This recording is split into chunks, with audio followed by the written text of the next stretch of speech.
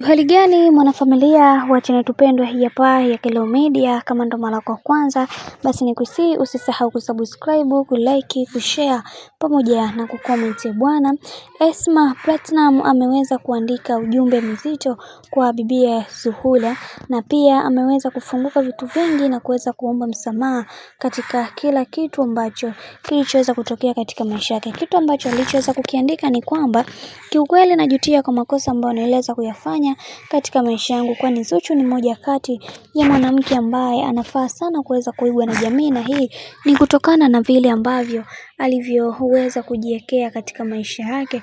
Na mimi natamani kuweza kuona kila wakati mambo yanazidi kuwa poa, na mimi binafsi nitahakikisha kuweza kuwaona maisha ya binti huyu yakiwa katika mikakati iliyo bora na misingi iliyo bora.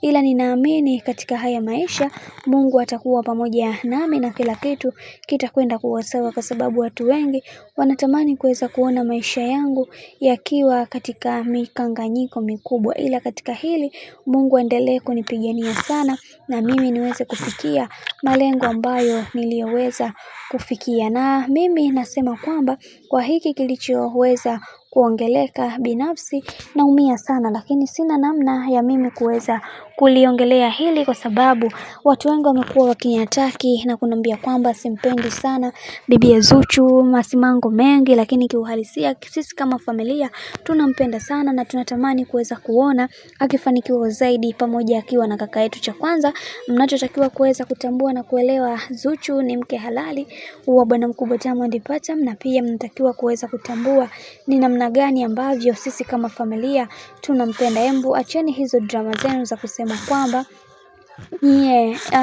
sisi hatumpendi kaka yetu, hatumpendi wifi yetu. Kiukweli hili jambo linanikera na linanisikitisha sana, ila ninaamini katika haya yote ambayo yanayoendelea Mungu atasimama nami na kila kitu kitakwenda kuwa sawa.